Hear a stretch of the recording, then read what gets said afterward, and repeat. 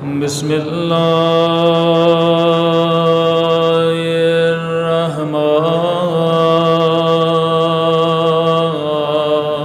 الرحمن الرحيم الحمد لله رب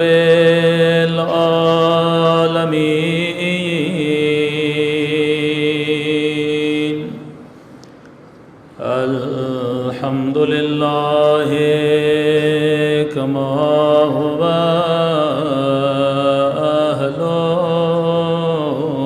أهله الصلاة والسلام على سيد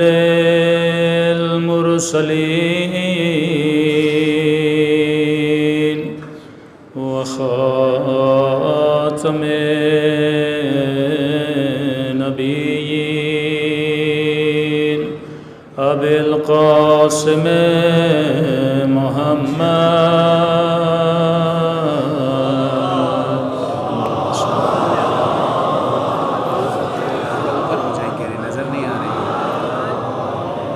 وعلى آله الطيبين الطاهرين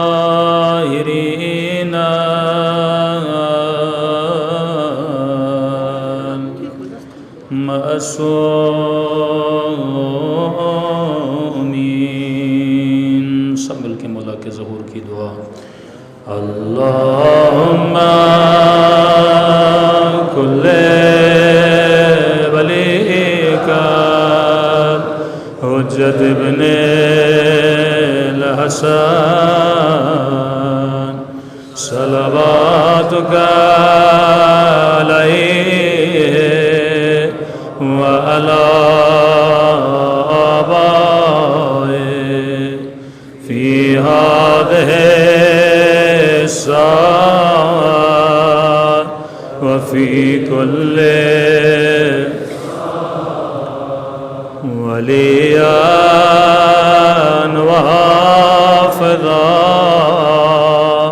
وقائدا وناصرا ودليلا وعنا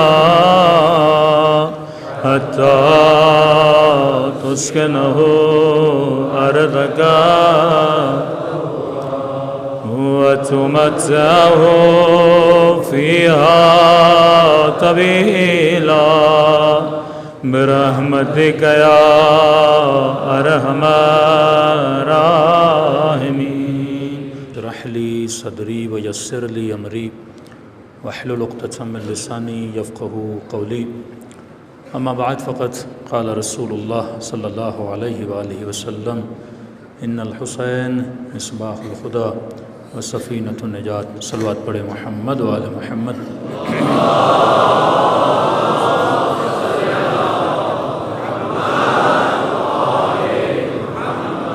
دعا ہے پروردگار عالم ہم سب کی عبادتوں کو اپنی بارگاہ میں قبول فرمائے اور جس مقصد زندگی کی خاطر یہ مجالس رکھی جاتی ہیں خدا ان مقاصد میں بھی ہم سب کو کامیابیاں نصیب فرما دے نبی کریم کی بہت مشہور اور معروف حدیث کہ ان الحسین مصباح الہدی کہ حسین چراغ ہدایت ہے وہ قرآنی آیات ہوں یا فرامین معصومین ہوں جب بھی کسی موضوع کو سمجھانا چاہتے ہیں تو تمثیل یا مثال کے ذریعے سے سمجھایا جاتا ہے مثال ذکر کرنے کا مطلب یہ نہیں کہ انسان اس مثال پہ اٹک جائے مثال کے ذکر کرنے کا مطلب یہ ہوتا ہے کہ یہ مثال جہاں تک ہمیں پہنچانا چاہتی ہے انسان کا ذہن وہاں تک پہنچ جائے اور اکثر مثالیں جو دی جاتی ہیں وہ مٹیریلس مثالیں ہوتی ہیں کہ مثلاً اگر آپ میں سے کسی سے یہ سوال کرے کہ غیبت بڑا گناہ ہے یا زنا بڑا گناہ ہے؟ تو عمومی طور پہ جواب یہی ملتا ہے کہ زنا بڑا گناہ ہے، حالانکہ احادیث اس کو اشد من الزنا بیان کرتی ہیں، کیونکہ زنا انفرادی گناہ ہے، غیبت اجتماعی گناہ ہے۔ انفرادی گناہ جب انسان کرتا ہے تو اس کی ذات کو نقصان پہنچتا ہے، اجتماعی گناہ کرنے سے خود کو بھی نقصان پہنچاتا ہے اور معاشرے کو بھی فاسد کرتا ہے۔ لیکن جب اس گناہ کی برائی کو بیان کیا گیا تو بعض روایات تو اتنی سخت ہیں کہ فرمایا جس نے غیبت کی اس کی مثال ایسے ہے جیسے کعبۃ اللہ میں اپنے محرم رشتے کے ساتھ زنا کیا۔ کبھی آپ نے سوچا کہ خدا ایسی مثال کیوں دے رہا ہے؟ کیونکہ اللہ کو بھی پتہ ہے کہ میرے ذہن میں زنا بڑا گناہ ہے، اور جب تک گناہ جسمی نہ ہو میں اسے بڑا نہیں سمجھتا، اور جب کوئی بھی گناہ جسمی ہو جاتا ہے جس کا تعلق انسان کے جسم سے ہوتا ہے وہ میری نگاہ میں گناہ بہت بڑا ہوتا ہے۔ تب کہا کہ یہ غیبت کا گناہ اس گناہ سے بھی کیا ہے؟ بدتر ہے۔ یہاں ایک بحث چلی اہل سنت میں اور شیعوں میں اور ایون ہمارے علماء کے بیچ میں بھی کہ نبی بشر ہیں یا نبی نور ہیں، کیونکہ جب لفظ زبان سے ادا ہوتا ہے تو ذہن میں کیا بنتا ہے؟ تصور بنتا ہے۔ مثلا میں کہوں نجف تو آپ کا ذہن فوراً کہاں پہنچا؟ نجف پہنچ گیا۔ میں کہوں گا کربلا تو ذہن کہاں پہنچا؟ کربلا پہنچ گیا۔ خود لفظ کی اہمیت نہیں ہوتی۔ اب یہ جو میں باتیں کر رہا ہوں، لفظ ادا کر رہا ہوں، الف بے تے کی کوئی ویلیو نہیں ہے۔ لفظ کا مطلب یہ ہے کہ جو میرے باطن میں ہے وہ اس کو کیا کرے؟ ظاہر کرے۔ لفظ انسان کے باطن کو ظاہر کرتا ہے، لیکن اگر میں صرف الف بے تے الف بے تے الف بے تے بولتا رہوں تو آپ کو میری کوئی بات بھی سمجھ نہیں آئے گی۔ لفظ محمل ہو، لفظ مستعمل ہو، ایک ایسا لفظ جو معنی رکھتا ہو۔ اب اگر لفظ معنی رکھتا ہے تو اپنے ساتھ ایک تصور بھی لاتا ہے۔ جب میں شعر بولتا ہوں تو آپ کے ذہن میں تصور شعر آتا ہے، جب میں بلی بولتا ہوں تو آپ کے ذہن میں بلی آ جاتی ہے، جب میں انسان بولتا ہوں تو آپ کے ذہن میں انسان آتا ہے۔ تو لہٰذا خدا اگر کسی موضوع کو سمجھانا چاہتا ہے تو وسیلہ کیا ہے سمجھانے کے لیے؟ الفاظ، اور الفاظ اپنے آپس میں کیا رکھتے ہیں؟ تصور رکھتے ہیں۔ اور سب سے پہلا تصور جو میرے ذہن میں آتا ہے اگر وہ تصور ہی غلط ہو تو معنی کیا ہو جائے گی؟ غلط ہو جائے گی۔ نبی نور ہیں، نبی بشر ہیں، یہ بحث چلی۔ بعض نے کہا کہ بشر ہیں، بعض نے کہا کہ نور ہیں۔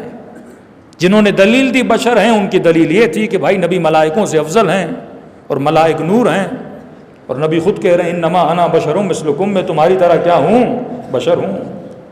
تو کہا کہ نبی جب ملک سے افضل ہے اور ملک نور ہے اور نبی بشر ہے تو بشر کیا ہوا؟ افضل ہوا۔ کچھ نے کہا نہیں بشر نہیں ہے، نور ہے، کیونکہ بشر مادے اور مٹیریل کا نام ہے، بشر فنا ہونے کا نام ہے، اور لہٰذا نبی نور ہیں کیونکہ اللہ اپنے لیے کہتا ہے اللہ نور السماوات والارض، اللہ زمین و آسمان کا نور ہے، اور خود نبی نے کہا کہ اول ما خلق اللہ نوری۔ حالانکہ مسئلہ نہ نور کا تھا نہ بشر کا تھا، مسئلہ لفظ کو سمجھنے کا تھا کہ جب ہمیں نور کے معنی سمجھ نہیں آئیں گے تو ہم کنفیوژن کا شکار ہو جائیں گے۔ اب میں جب لفظ نور لیتا ہوں تو آپ کے ذہن میں سب سے پہلا تصور کس چیز کا آتا ہے؟ روشنی کا۔ اور جب میں کہتا ہوں نبی نور ہیں تو آپ کے ذہن میں کیا آتا ہے؟ نبی روشن ہے۔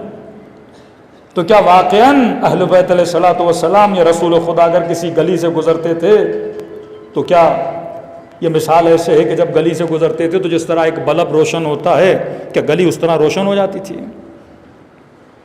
اگر ایسا ہوتا تو پھر چھٹے امام کے جب واقعات پڑھتے ہیں کہ مختلف واقعات میں امام خانہ خدا کی جب زیارت کے لیے جاتے تھے، زوار خانہ خدا کی مدد کرتے تھے، اور کئی لوگ امام کو پہچانتے نہیں تھے۔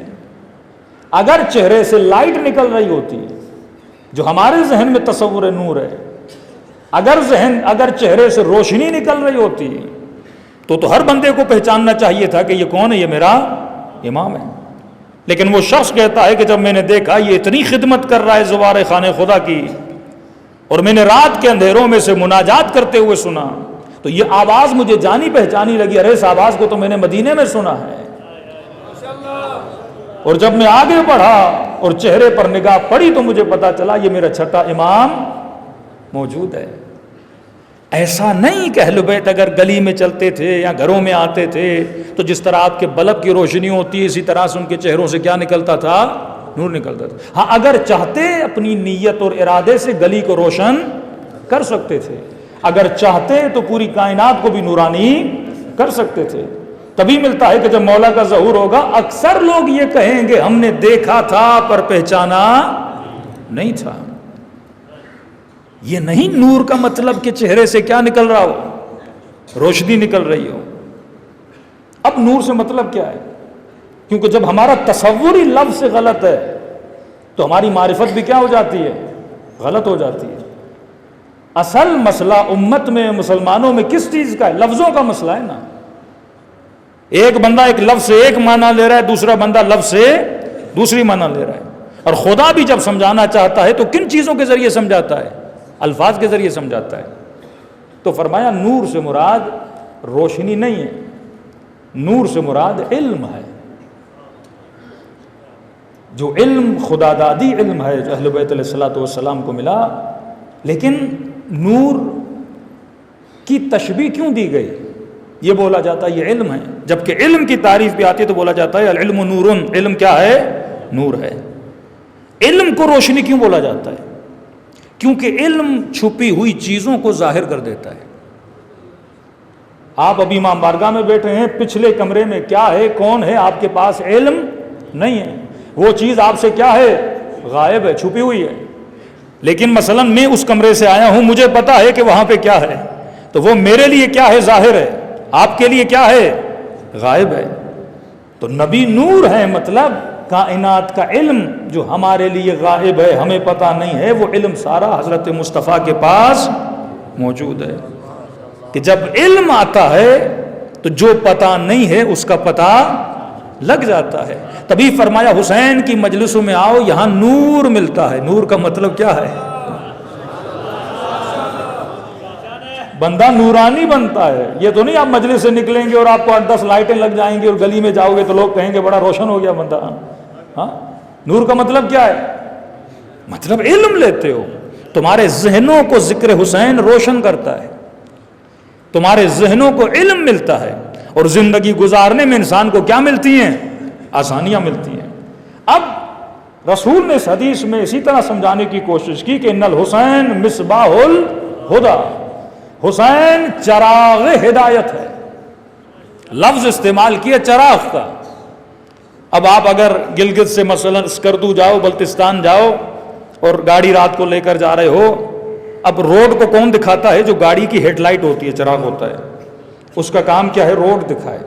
خدا نہ خواستہ وہ چراغ بند ہو گیا تو آپ کو روڈ نظر نہیں آئے گا، ایکسیڈنٹ ہونے کا خطرہ ہے۔ تو فرمایا اگر روڈ پر چراغ نہ ہو تو روڈ اور راستہ نہیں ملتا۔ اور ضلالتوں اور گمراہی میں اگر خدا نے کسی کو چراغ بنایا ہے تو حسین ابن علی کو بنایا ہے۔ یہ چراغ گھروں کو دکھانے کے لیے نہیں ہے، یہ چراغ روڈوں کو دکھانے کے لیے نہیں ہے، یہ چراغ کس کو دکھانے کے لیے؟ راہ ہدایت کو دکھانے کے لیے۔ اب لفظ بدل کر امیر المومنین کے لیے بھی ایسا ہی ایک جملہ ہے کہ علی مع الحق والحق مع علی، علی حق کے ساتھ ہے، حق علی کے ساتھ ہے۔ فرمایا یہ نہ دیکھنا کہ حق کہاں جا رہا ہے، یہ دیکھنا کہ علی کہاں جا رہے ہیں۔ 5 منٹ کے لیے رک کے سوچئے یا رسول اللہ کیا یہ ممکن ہے کہ حق کہیں اور جائے اور علی کہیں اور جائے؟ تو یہ کہنا کیوں پڑا کہ یہ مت دیکھنا کہ حق کہاں جا رہا ہے، یہ دیکھنا کہ علی کہاں جا رہا ہے۔ اب کنفیوژن کب بنتا ہے؟ مثلا رسول خدا دنیا میں تھے، نبی کے ساتھ بڑے ساتھی ساتھ تھے، اب ظاہر نبی بھی حق، نبی کا ساتھ دینے والے بھی حق۔ اب رسول خدا دنیا سے چلے جاتے ہیں، ایک بڑا کنفیوژن کریٹ ہو جاتا ہے۔ جنگ جمل، ایک طرف علی ابن ابی طالب، دوسری طرف نبی کی زوجہ ہے۔ جنگ صفین، ایک طرف علی ابن ابی طالب، دوسری طرف بقول مسلمان کاتب وحی ہے۔ اب امت کی نگاہ میں تو سارے حق ہیں نا، امت تو سب کو حق مانتی ہے نا بھائی. جنہوں نے قائد اعظم کا ساتھ دیا رائٹ اور لیفٹ تو بندے سب کہتے تھے نا سب کیا ہیں؟ ظاہر ہے جنہوں نے ریولیوشن میں ملک بنانے میں ایک ساتھ دیا ہے تو ظاہر کیا ہیں؟ حق ہیں. اب رسول نہیں ہیں. یہ جو بدر میں رسول کے ساتھ، خیبر میں رسول کے ساتھ، خندق میں رسول کے ساتھ بڑے بڑے رشتے ہیں نبی کے ساتھ، کوئی صحابی ہے، کوئی زوجہ ہے. اب اچانک ایک سادہ سا بیچارہ عام سا مسلمان وہ تو کیا دیکھے کہ دو حق جو ہیں آپس میں لڑ پڑے ہیں. اس کو میں سمجھانے کے لیے اس طرح کہتا ہوں. بعض مومنین کہتے ہیں مولانا رمضان میں جب ہم ٹی وی کھولتے ہیں تو 4 5 مولوی بیٹھے ہوتے ہیں. ہاں 4 5 مولوی اور آپس میں ایسے لڑتے ہیں جیسے مرغا لڑتا ہے. ہاں کہتے ہمیں پتہ ہی نہیں لگتا کہ واقعاً اتنا علم حاصل کرنے کے بعد جب ان کو ہی پتہ نہیں حق کیا ہے. مفتی ہیں، حافظ حدیث ہیں، کوئی حافظ قرآن ہے، لیکن پھر بھی آپس میں کیا کر رہے ہیں؟ لڑ رہے ہیں. اب نیچے جو بندہ دیکھنے والا ہے، کوئی ڈاکٹر ہے، کوئی انجینئر ہے، کوئی بیچارہ ٹیچر ہے، کوئی بیچارہ مزدور ہے، اس نے علم کس سے لینا ہے؟ مفتی اور عالم سے لینا. اب وہ ٹی وی پہ دیکھے کہ چاروں کے چاروں آپس میں کیا کر رہے ہیں؟ لڑ رہے ہیں. تو وہ بیچارہ پریشان ہو جاتا ہے نا، میں جاؤں تو کہاں جاؤں. یہی تم نے آج 4 دیکھے لڑتے ہوئے. مسلمانوں نے رسول کے بعد کئیوں کو دیکھا لڑتے ہوئے. اب ظاہر ہے عام سا مسلمان تو پریشان ہو جائے گا نا، میں جاؤں تو کہاں جاؤں. تو نبی نے فرمایا یہ مت دیکھنا حق کہاں جا رہا ہے. حق کا نعرہ لگانے والے بہت ہوں گے، اللہ کا نام لینے والے بہت ہوں گے، لیکن یہ نہ دیکھنا حق کا نام لینے والا کہاں جا رہا ہے، یہ دیکھنا کہ علی کہاں جا رہا ہے.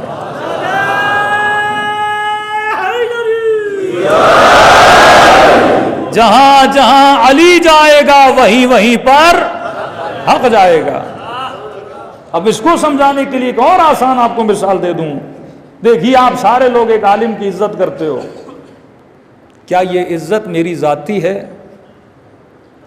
یا میں نے عاریتاً لی ہے؟ ایک مرتبہ آپ ایک گھر میں رہتے ہو، آپ کا اپنا ہے. ایک مرتبہ آپ گھر بڑا اچھا ہے لیکن ہے کرائے کا. کبھی بھی بندے کو گھر سے نکالا جا سکتا ہے. آپ ہماری عزت کرتے ہو ہماری وجہ سے نہیں، اہل بیت کی وجہ سے. تو اس میں ہمارا کوئی ذاتی شرف نہیں ہے. یہ شرف کس کا ہے؟ حسین ابن علی کا ہے. عزت ہو رہی ہے حسین کی وجہ سے، عزت ہو رہی ہے ذکر حسین کی وجہ سے. کبھی بھی کوئی خطا ہو جائے، غلطی ہو جائے، یہ عزت کبھی بھی جا سکتی ہے. آقا منتظری کا بڑا نام تھا، لیکن ایک دن آیا وہ نام کیا ہو گیا؟ خراب ہو گیا.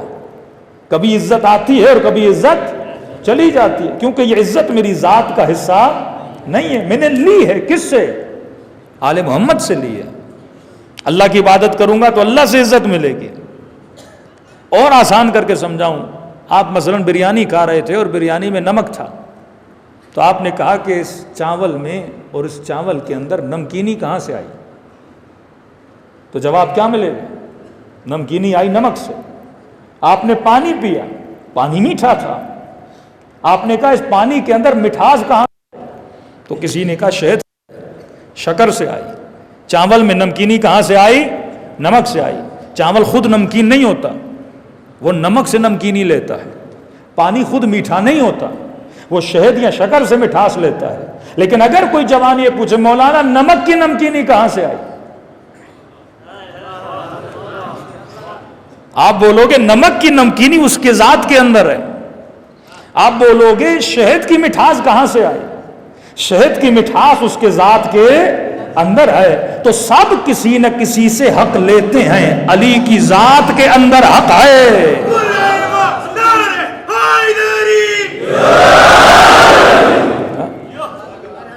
علم ان کی ذات کے اندر ہے. یہ اگر کسی کے محتاج ہیں تو پروردگار عالم کے محتاج ہیں. تو فرمایا ان کا وجود حق ہے، یہ جہاں مڑیں گے وہیں پر حق چلا جائے گا. فرمایا ظلمتوں میں اور اندھیروں میں اگر تجھے پہچان نہ آئے کہ ہدایت کا راستہ کون سا ہے، تو یہ دیکھنا کہ حسین کہاں جا رہے ہیں. حسین کیا ہے؟ چراغ ہدایت ہے. اے اندھیروں میں اور ضلالتوں میں راستہ دکھانے والے امام کا نام ہے. حسین، اور صرف چراغ ہدایت نہیں ہے، وہ سفینۃ النجات، اور حسین کیا ہے؟ کشتی نجات بھی ہے۔ اب یہ عجیب جملہ ہے، ایک مرتبہ آپ نے کہا کہ مولانا میں نے کربلا جانا ہے، بتائیے کربلا کیسے جایا جاتا ہے؟ میں نے آپ کو کربلا جانے کا راستہ بتایا کہ بندے خدا پاسپورٹ بنواؤ، ویزا لگواؤ، اگر بائی روڈ جانا ہے تو یہ راستہ ہے، اگر باہر جانا ہے تو یہ راستہ ہے۔ میں آپ کو راستہ بتا رہا ہوں، لے کر نہیں جا رہا۔ کہ حسین کے اندر دو خوبیاں ہیں، حسین راستہ دکھاتا بھی ہے اور جنت تک لے کر بھی جاتا ہے۔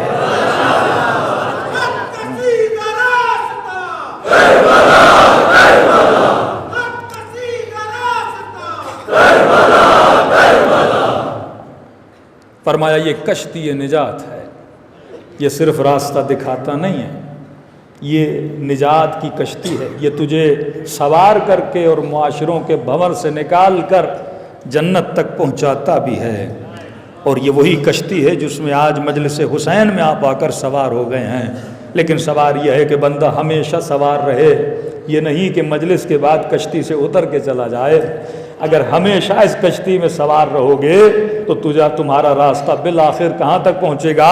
جنت تک پہنچے گا۔ اور اس کی دلیل یہ ہے کہ حر جب اس کشتی میں سوار ہوا تو حسین نے کہا حر تو دنیا میں بھی حر ہے اور آخرت میں بھی حر ہے۔ صلوات پڑھے محمد و آل محمد۔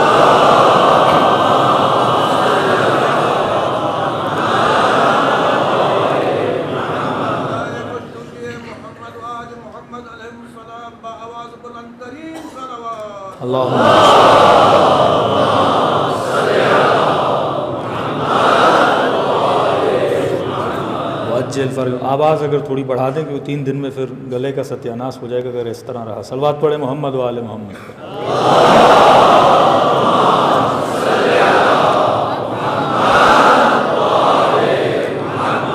فرمائے چراغ ہدایت بھی ہے اور کشتی نجات بھی ہے۔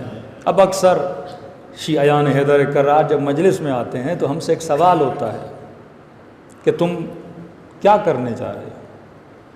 تو عام طور پہ بیچارے زبان یہ جواب دیتے ہیں کہ بھائی ہم مجلس میں کربلا کا واقعہ سننے جا رہے ہیں، قصہ کربلا سننے جا رہے ہیں۔ پھر آگے سے یہ جواب ملتا ہے کہ بھائی ایک قصے کو سننے کے لیے اتنا خرچہ، ایک قصے کو سننے کے لیے اتنا اہتمام کیا جائے کہ محرم آنے سے پہلے علم کا بننا، تابوتوں تعزیوں کا بننا، خطبہ کو بلانا، ذاکروں کو بلانا، نظر نیاز، کروڑوں روپے شیعہ خرچ کرتے ہیں۔ تو کہتے ہیں یہ عقل کے خلاف ہے کہ آپ ایک قصہ اور کہانی سنانے کے لیے لوگوں کو بلاؤ اور کروڑوں روپے خرچ کرو۔ کیا بہتر نہ ہوتا یہ پیسہ غریبوں پہ لگتا، یہ پیسہ یتیموں پہ لگتا، یہ پیسہ ایجوکیشن پہ لگتا؟ قصہ سنانا ہی تھا، کتاب چھاپ دو لوگ پڑھ لیں کربلا میں کیا ہوا تھا۔ قصہ سنانا تھا، میڈیا کا زمانہ ہے، ریکارڈنگ کر کے بچوں کو پڑھا دو کربلا میں یہ واقعہ ہوا تھا۔ جس طرح ہم بدر اور حنین کے قصے سناتے ہیں تم بھی سنا دیا کرو۔ یہ عبث ہے کہ لوگوں کو فرش عزا پہ بلاؤ قصہ سنانے کے لیے، اور وہ بھی ریپیٹڈ قصہ سنانے کے لیے، کوئی 60 کا، کوئی 50 کا، کوئی 40 کا، سب نے سنا ہوا ہے۔ کربلا میں کیا ہوا تھا؟ کسی بھی شیعہ کو اٹھا اور اسے پوچھو، امام حسین کی شہادت سنائے گا، علی اکبر کی شہادت سنائے گا، جناب علی اصغر کی شہادت سنائے گا۔ علماء فرماتے ہیں کبھی یہ نہ کہا کرو کہ کربلا قصہ ہے، کبھی یہ نہ کہا کرو کہ کربلا واقعہ ہے۔ ہم نسلوں کو یہاں پہ قصہ سنانے کے لیے نہیں بلاتے۔ کربلا ایک تہذیب کا نام ہے، کربلا ایک تحریک کا نام ہے، کربلا ایک ریولیشن کا نام ہے، کربلا ایک تمدن کا نام ہے۔ قصے سنانے کے لیے نہیں بلاتے۔ نہ ہی قرآن مجید میں پروردگار عالم تجھے قصے سنا رہا ہے، کبھی یوسف کا قصہ، کبھی نوح کا قصہ۔ جب یہ باتیں اگر قصہ سنانا ہوتا تو خدا بڑا ڈیٹیل میں بتاتا، آخر میں کہتا وَاعْتَبِرُوا يَا أُولِي الْأَلْبَابِ، میں کہانیاں نہیں سنا رہا، میں تجھے تاریخ کے تجربوں کا بتا رہا ہوں تاکہ تو عبرت حاصل کرے۔ امیر المومنین فرماتے اللہ نے زندگی علی کو کم دی، لیکن علی نے گزشتہ امتوں کی زندگیوں کو پڑھ کے ان ساری امتوں کا تجربہ علی کے پاس موجود ہے۔ عقل مندے کی نشانی کربلا تہذیب کا نام ہے. یہاں قصہ سنانے کے لیے نہیں بلاتے. بچوں کو بڑوں کو فرش عزا پہ بٹھا کر ہم مکتب اہل بیت کی تہذیب سکھاتے ہیں. ہم فکر حسین ان کے ذہنوں میں منتقل کرتے ہیں. ہم یہاں پر آ کر ادب عباس سکھاتے ہیں. ہم یہاں پہ آ کر عفت زینب بتاتے ہیں. ہم یہاں پہ آ کر شجاعت علی اکبر کا ذکر کرتے ہیں تاکہ ان جوانوں میں وہ کربلا کی تہذیب پیدا ہو جائے.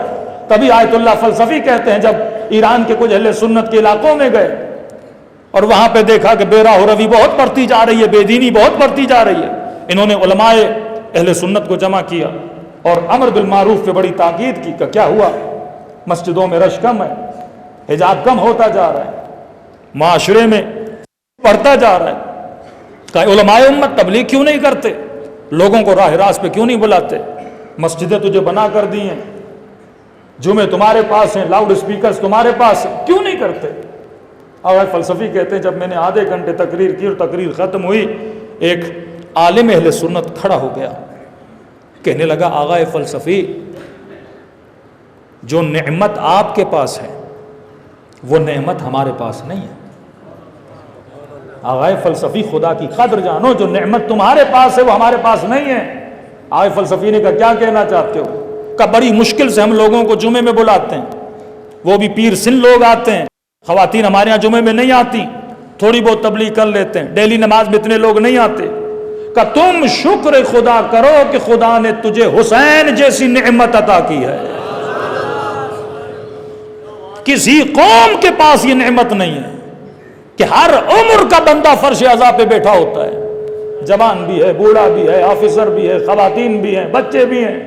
فرمایا یہ تہذیب ہمارے پاس نہیں ہے, یہ نعمت خدا نے تم شیعوں کو دی ہے. ایک سیاسی پارٹی جلسہ بھی کرنا چاہے, 20 گاڑیاں, پیسوں کی لالچ, کھانے کی لالچ لوگوں کو دے کے بلاتی ہے, لیکن فرمایا تم شیعوں کے یہاں محرم کا چاند نظر آتا ہے, زیادہ اعلان کرنے کی ضرورت نہیں پڑتی, بس یہ بولا جاتا ہے کہ زہرا کے لال حسین کی مجلس ہے. کہ لوگ گھروں سے نکل کر جوک در جوک تمہاری ماں بارگاہوں میں آتے ہیں. واللہ یہ نعمت ہمارے پاس نہیں ہے. تو جب نعمت بڑی ہے تو انسان کی ذمہ داری بھی کیا ہو جاتی ہے؟ بڑی ہو جاتی ہے. تو یہ مت کہنا کہ کربلا قصہ ہے, کربلا ایک تہذیب ہے, کربلا ایک اصول ہے, کربلا زندگی گزارنے کا طریقہ ہے. جب تک اس کربلا کو سمجھو گے نہیں تب تک انسان کی زندگی بدلتی نہیں ہے. اور کربلا کا ہر کیریکٹر اس کا کربلا میں ہونا ضروری تھا. واللہ اگر ہور کربلا میں نہ ہوتا تو کربلا کامل نہ ہوتی. کربلا میں اگر جون نہ ہوتا تو کربلا کامل نہ ہوتی. کربلا میں اگر وہب نہ ہوتا تو کربلا کامل نہ ہوتی. کربلا میں اگر زہیر نہ ہوتا تو کربلا کامل نہ ہوتی. یہ ہر کریکٹر جو کربلا میں موجود ہے یہ انسان کی زندگی کو بدلنے کے لیے کافی ہے. 5 منٹ کے لیے تصور کریں, اگر کربلا میں ہور نہ ہوتا تو عزادار مجلس حسین میں کس بخشش کی نیت لے کر آتا. یہ ہور کا کردار ہے کہ انسان کو امید ملتی ہے کہ حسین کی مجلس میں جاؤ, جب حسین ہور کو سینے سے لگا سکتے ہیں تو میرے گناہوں کو بھی بخش کے سینے سے لگا سکتے ہیں. کربلا میں مذہب کی تفریق نہیں ہے, کربلا میں وہب موجود ہے جو پہلے مسیحی تھا, حسین سے ملنے کے بعد شیعہ بنا. کربلا میں زہیر موجود ہے جو پہلے عثمانی تھا لیکن حسین کے ملنے کے بعد شیعہ علی ابن ابی طالب بنا, مکتب اہل بیت میں آ گیا. کربلا میں غلام موجود ہے, رنگ کا کالا بھی موجود ہے, رنگ کا سفید بھی موجود ہے. کربلا میں 6 مہینے کا بچہ بھی موجود ہے. کربلا میں 4 سالہ سکینہ بھی موجود ہے. کربلا میں جون اور سعید جتنا بوڑھا بھی موجود ہے. یہ وہ مقام کربلا ہے جو انسان کو تہذیب سکھاتا ہے, زندگی کرنے کا سلیقہ سکھاتا ہے. اب صرف خود کو کربلائی بولنے سے کوئی کربلائی نہیں بنتا. ایک مرتبہ زمین کربلا سے ہو کر آتے ہو, نسبت زمین سے ہوتی ہے, خود کو کربلائی کہلاتے ہو, لیکن حقیقت میں کربلائی وہ ہے جو اپنی زندگی میں اصول کربلا کو پیدا کرنا شروع کر دے. اگر کربلائی اصول میری زندگی میں آ جائے تو میری دنیا بھی بدل جائے, میری آخرت بھی بدل جائے. صلوات پڑھے محمد و آل محمد.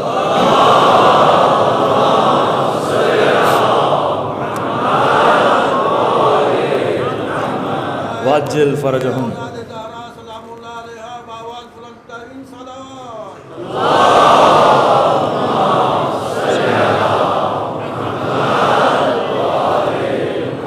آئیے آج ایک اصل کربلا کی زندگی کا ذکر کریں اور دیکھیں کہ واقعاً ہمارے وجود میں یہ اصل کتنا پایا جاتا ہے۔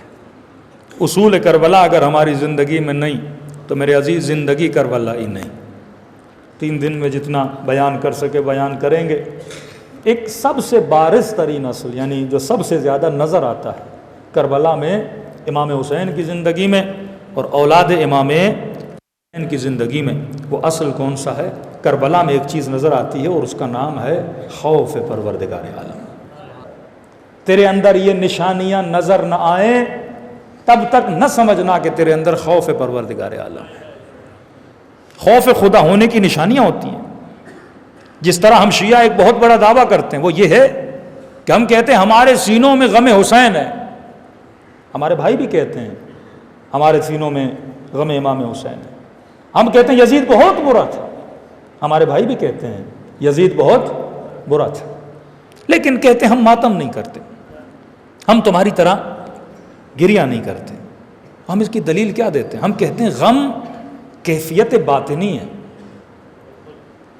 آج آپ خوش ہو یا غمگین ہو مجھے کیسے پتا چلے؟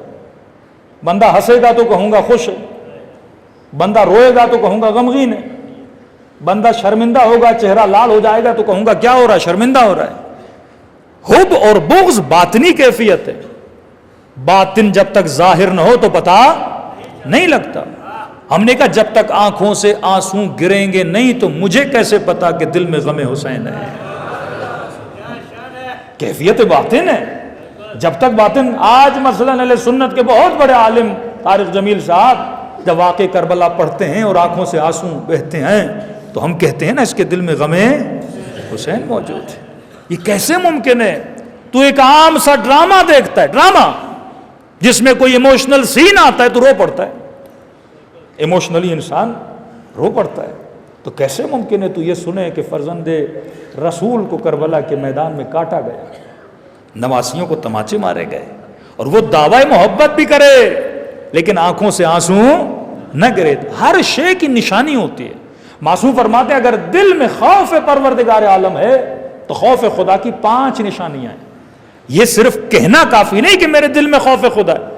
اے جوان، اگر تیرے دل میں خوف خدا ہے تو مولا حسین فرماتے پہلے دیکھ تیرے اندر یہ نشانی ہے کہ نہیں ہے۔ اگر یہ نشانی ہے تو تو مالک خوف خدا ہے، صاحب خوف ہے، لیکن اگر یہ نشانی نہیں ہے تو یہ صرف دعویٰ ہے۔ بالکل اسی طرح جو کہتے ہیں غم ہے پر آنکھوں سے آنسو نہیں آتے، تو خوف کی نشانی ہوتی ہے۔ خوف بھی کیفیت باطنی ہے۔ اس وقت میں ڈرا ہوا ہوں یا خوش ہوں آپ کو کیا پتا؟ خوف ایک کیفیت باطنی ہے۔ فرمایا کیسے پتا چلے گا؟ فرمایا پہلی نشانی جو خوف پروردگار عالم رکھتا ہے، پہلی نشانی یہ ہے کہ وہ خدا کو ناظر مانتا ہے۔ اگر تو خدا کو ناظر مانتا ہے تو سمجھو تیرے اندر خوف خدا ہے۔ ناظر کا مطلب یعنی یہ تیرا بلیو ہے، یہ تیرا ایمان مستحکم ہے کہ ہر لمحہ مجھے پروردگار عالم دیکھ رہا ہے۔ بھائی گلگت میں ایک گھر بنایا جائے 2000 میٹر پہ، اس گھر کے اندر دنیا کی ہر سہولت، ہر عیاشی، ہر مزہ رکھا جائے اور آپ کو بولا جائے کہ آپ 10 دن اس گھر میں زندگی گزاریں، فری ہو، آزادی ہے، جو کرنا ہے کرو، جیسے سونا ہے، جو پینا ہے، جو کھانا ہے، ہر سہولت جو بولو گے تجھے دیا جائے گا، حلال ہو یا حرام ہو سب تجھے دیا جائے گا، آپ کو اس گھر میں ڈالا جائے گا۔ لیکن بولا جائے اس گھر کے اندر 36 کیمرے لگے ہیں، ریکارڈنگ ہو رہی ہے، کیسے کھاتے ہو، کیسے سوتے ہو، کیا باتیں کرتے ہو، کیا دیکھتے ہو، اور یہ ریکارڈنگ پاکستان کے نیشنل ٹی وی پہ دکھائی جا رہی ہے۔ 24 گھنٹہ تمہاری ایکٹیویٹی کیا ہے؟ میں قسم کھا کے کہتا ہوں جو بھی اس گھر میں جائے گا اس سے بڑا کوئی متقی نہیں ہوگا۔ کس کے خوف کی وجہ سے؟ کیمرے کی خوف کی وجہ سے۔ کہ جتنا تو کیمرے سے ڈرتا ہے اگر اتنا خدا کا خوف آ جائے۔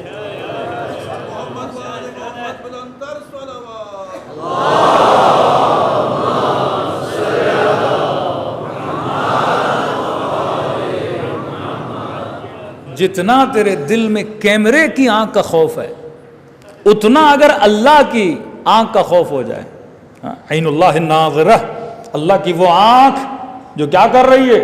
نظارت کر رہی، تجھے دیکھ رہی، علانیۃ و سرا. صرف یہ نہیں کہ لوگوں کے سامنے بندہ متقی بنے، جب اپنی تنہائیوں میں جائے اس وقت بھی کیا یہ تیرا ایمان ہے کہ خدا دیکھ رہا ہے؟ جب رات کے اندھیروں میں موبائل چلاتا ہے تو اس وقت بھی یہ تیرا ایمان ہے کہ خدا دیکھ رہا ہے؟ جب تنہائیوں میں سفر کرتا ہے اس وقت بھی تیرا ایمان ہے کہ خدا تجھے دیکھ رہا ہے؟ آج معاشرے میں بے راہ و روی کیوں ہے؟ کیونکہ خوف خدا نہیں ہے. وہ سیاستدان ہو، وہ سرمایہ دار ہو، وہ عام انسان ہو، یہ گناہ کیوں کرتا ہے؟ یہ عوام پہ ظلم کیوں کرتا ہے؟ یہ لوگوں کے حقوق سلب کیوں ہوتے ہیں؟ کیونکہ ایک چیز نہیں ہے، وہ خوف خدا ہے. کہنا اور ہے ہم اللہ سے ڈرتے ہیں، لیکن عملاً اللہ کو ناظر بہت کم لوگ مانتے ہیں. آج الحمدللہ پاکستان کی اسمبلی میں چلے جائیں، بہت بڑا لکھا ہوتا ہے لا الہ الا اللہ محمد الرسول اللہ. صلوات پڑھے نبی کی شان.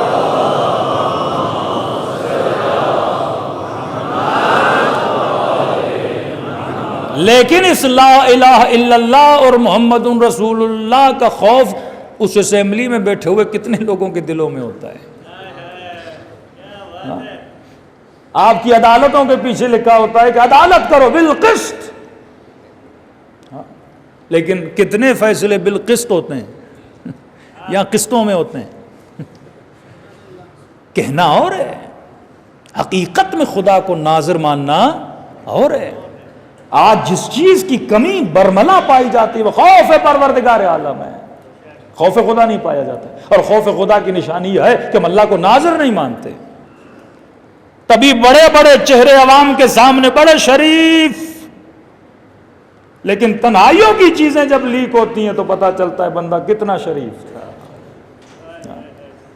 اگر یہ سمجھتا کہ اللہ کی آنکھ مجھے ہر جگہ دیکھ رہی ہے، دوسروں سے گلا نہیں ہے لیکن مکتب حسین کا ماننے والا، اس علی کا ماننے والا جو رات کے اندھیروں میں مناجات پڑھے، اس زین العابدین کا ماننے والا جو دعائے ابو حمزہ سمالی پڑھے، جو کہے کہ عباس ایک رات کی مہلت چاہیے اور شب عاشور تسبیح خدا میں اپنی رات کو گزارے، وہ سیدہ زینب جو زندان شام کی اندھیری راتوں میں نماز تہجد کے لیے اٹھے. یہ خوف خدا آج نسلوں میں پایا جاتا ہے. اس اللہ کی آنکھ پہ ہے کسی کو ایمان؟ صدیوں سے ہمارے نسلیں سنتی آ رہی ہیں دجال کی آنکھ، دجال کی آنکھ. ارے جتنا تجھے دجال کی آنکھ پہ ایمان ہے اتنا اللہ کی آنکھ پہ ایمان ہے. آج ایک ہی آنکھ پہ ایمان ہے، وہ کیمرے کی آنکھ ہے، وہ سرمایہ دارانہ آنکھ ہے، وہ دشمن خدا کی آنکھ ہے. ہم یہ دیکھتے ہیں کہ وہ نہ دیکھ لے اور اس کی اطاعت میں سب کچھ کرنے کے لیے تیار ہیں. لیکن کسی نے اللہ کی آنکھ کو دیکھا کہ واقعاً اس 60-70 سال کی زندگی میں خدا کی آنکھ تجھے دیکھ رہی ہے. امام حسین کے پاس ایک جوان آیا، مولا کوئی راستہ ہے کہ انسان گناہ کر سکے کسی ایسی جگہ؟ امام نے کہا ایک راستہ ہے. کہا مولا کون سا؟ کہا ایسی جگہ جا کر گناہ کر جہاں خدا نہ دیکھے. کہنے لگا مولا حسین ایسی کوئی جگہ نہیں. کہا جب تجھے پتا بھی ایسی کوئی جگہ نہیں تو ایسے سوال حسین سے کرتا کیوں ہے؟ یہ ایمان قوی ہونا چاہیے کہ پروردگار عالم کی آنکھ مجھے ہر جگہ کیا کر رہی ہے؟ دیکھ رہی ہے.